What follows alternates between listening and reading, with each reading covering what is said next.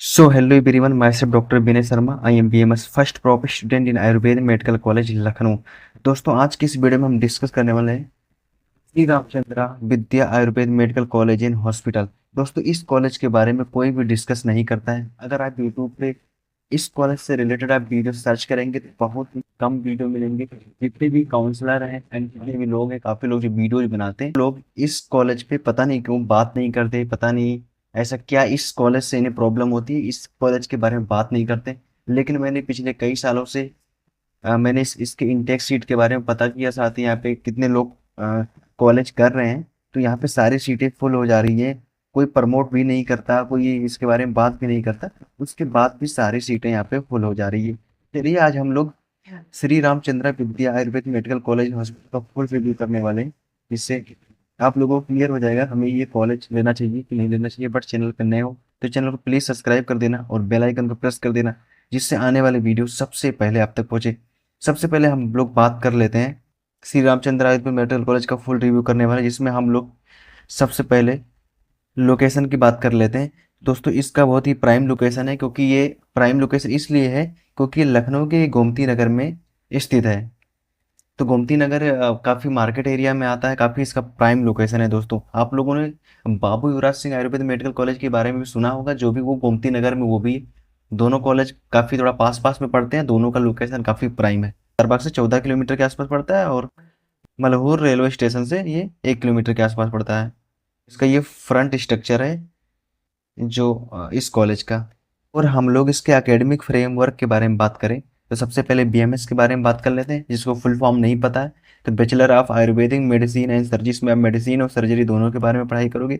ये 5.5 ईयर का होता है, जिसमें 4.5 ईयर एकेडमिक स्टडी होती है और 1 ईयर आपका इंटर्नशिप जो होता है मैंडेटरी होता है। और उसके बाद बात करें, अगर अप्रूवल की बात करें तो NCISM से ये ऑलरेडी अप्रूव है। और अगर इसकी अफिलेटेड की बात करें तो महायोगी गुरु गोरखनाथ आयुष यूनिवर्सिटी के द्वारा ये अफिलेटेड। और साथ ही इसके स्टेब्लिश्ड ईयर की बात करें तो 2010 की ये कॉलेज है। मतलब अब तक बहुत सारे यहाँ पे डॉक्टर्स बन के निकल चुके हैं। तो इस कॉलेज का काफ़ी अनुभव होगा।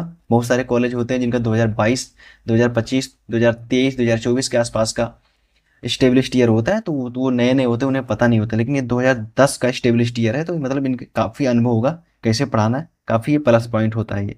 इसके इंटेक सीट की बात करें तो यहाँ पे 60 सीटें आते हैं और 60 लोगों का ही एडमिशन होता है। एडमिशन करने के लिए आपको UPI काउंसलिंग में पार्टिसिपेट करना पड़ेगा।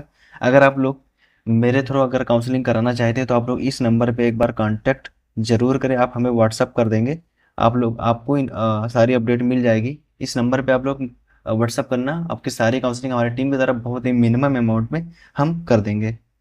NEET cut off and score and rank के बारे में बात कर ले तो इसकी जो ओपनिंग रैंक थी 1,67,348 थी last year. And closing rank की बात करें तो 8,85,096 के आसपास थी। यानी अगर आपके मार्क्स अकॉर्डिंग टू पिछले साल अगर आपके 137 टू 380 के बीच में कॉलेज मिला था, लेकिन अगर आप लोग इस साल कंपेयर करेंगे तो आपको 177 प्लस लेकर आपको 380 के बीच में आना पड़ेगा, तो ये कॉलेज आपको अलॉट हो जाएगा। यानी अगर आप लोग पास आउट से जस्ट 10-15 नंबर आपके ज़्यादा हैं तो ये कॉलेज बहुत ही आसानी से मिल जाएगा।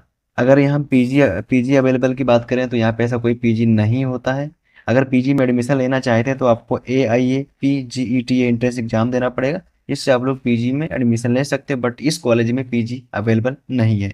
मेन बात, अगर हम इसके फी स्ट्रक्चर की बात करें तो फर्स्ट ईयर की जो फ़ी है 2,58,700 रुपये पड़ने वाले हैं। एंड इसका हॉस्टल एंड मेस की बात करें तो 80,000 से लेकर 1 लाख पड़ते हैं, वो according to AC non AC बहुत सारे कंडीशंस जो होते हैं। इसके जो कॉशन मनी आपको 50,000 देनी पड़ेगी। 99% कॉलेज का जो कॉशन मनी होता है 50,000 के आसपास से होता है, जो रिफंडेबल होता है।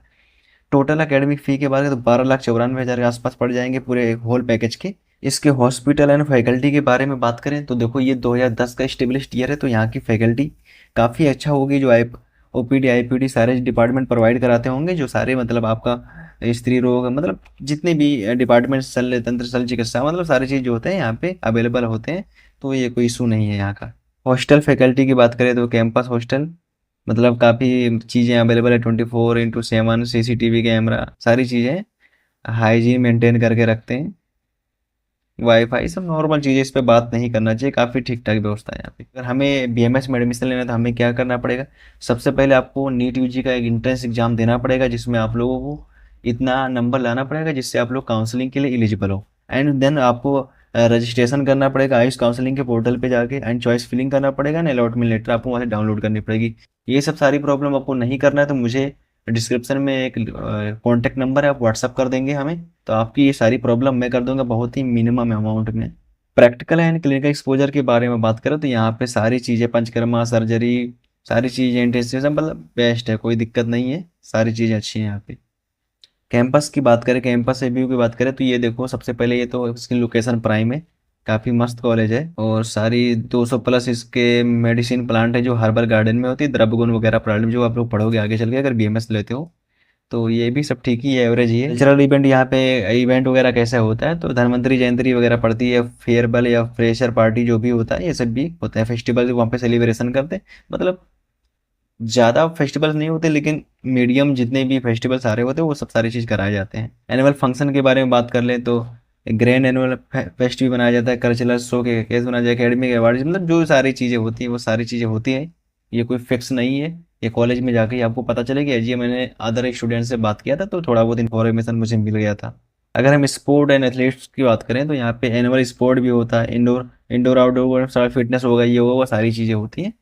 तो आप लोग देख सकते हैं ये सारी चीज़ें। एक्स्ट्रा करिकुलम एक्टिविटी के बारे में बात करें तो ये सब भी सारी चीज़ें यहाँ पे होती है, जैसे मेडिकल कैंप हो गया, सेमिनार वर्क हो गया, योगा मेडिटेशन हो गया, 200 प्लस इस पर हार्बर गार्डन स्टडी हो गया, मतलब ये सारी चीज़ें भी होती रहती हैं, सभी कॉलेजों में होती है, इस कॉलेज में भी होता है। तो मिलते हैं नेक्स्ट वाली वीडियो में, तब तक के लिए अपना ख्याल रखिएगा। जय हिंद, वंदे मातरम।